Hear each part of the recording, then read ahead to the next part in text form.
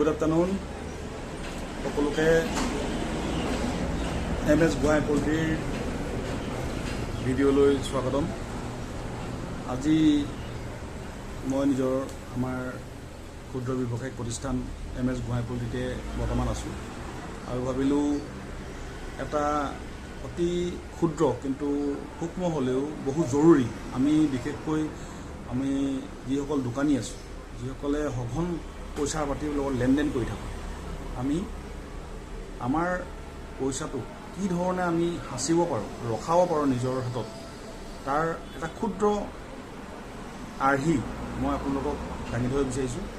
এই দেখিছে মোৰ হাতত পইচা আছে টকা আছে আৰু এই টকাটো আমি গ্ৰাহকৰ পৰা সঘন লেনদেন কৰোঁ। সঘন লেনদেন কৰোঁতে কি হয় আমাৰ লোৱাৰ পদ্ধতি থাকে। আমি যেতিয়া গ্ৰাহকক পইচাটো ঘূৰাই দিম যিটো আমাৰ পাবলগীয়া আছে পাবলগীয়া পইচাটো লৈ পিনি কি ধৰণে আমি ঘূৰাই দিয়াৰ পদ্ধতি থাকিব। আমাৰ পইচা হিচাপ কৰাৰ নিয়ম আছে। যিসকল আমাৰ বাস্তুশাস্ত্ৰত বিশ্বাস কৰে বা নকৰে কৰাসকলেতো বহু ক্ষেত্ৰত এই ক্ষেত্ৰত গম পায়েই আৰু যিসকলে নকৰে কিন্তু আপোনালোকে কৰক বিশ্বাস কৰক এইটো বহুত জৰুৰী।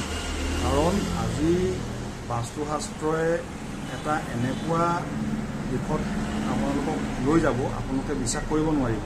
বাস্তুশাস্ত্ৰৰ বহুতো আমি ভাল দিশ আমি ল'ব লাগিব।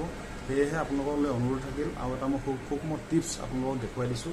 আমি যেতিয়া গ্ৰাহকৰ পৰা কোনো ধৰণৰ টকা লওঁ লোৱাৰ পদ্ধতি হ'ল আমি হাতখনেৰে এনেকৈ কৰি ল'ব লাগে লোৱাৰ ধৰি ল'ব লাগে আৰু আমি যেতিয়া টকাটো হিচাপ কৰি কেতিয়াও কোনো দোকানীয়ে কোনো ব্যৱসায়ীয়ে যাতে টকাটো এই ধৰণে হিচাপ নকৰে।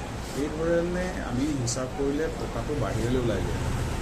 আমি সেইবাবে এই ধৰণে হিচাপ নকৰি আমি সদায় আমাৰ নিজৰ গাৰ ফালে 1 2 3 4 5 6 7 8 9 10 এই ধৰণে আমাৰ নিজৰ ফালে আমি ৰাখিব লাগিব। তেতিয়া আমাৰ গ্ৰাহকৰ টকাটো আমাৰ হাতত ৰ'ব।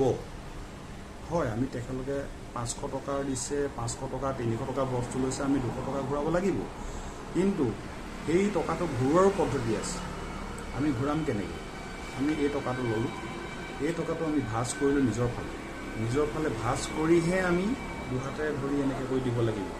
তেতিয়া আমি এনেকৈ নিদিম। আমি যদি এই খোলা হাতেৰে যদি এইটো পদ্ধতিত যদি টকাটো দিওঁ এই টকাটো আপোনাৰ কেতিয়াও জমা পুঁজিত গোট নাখাব।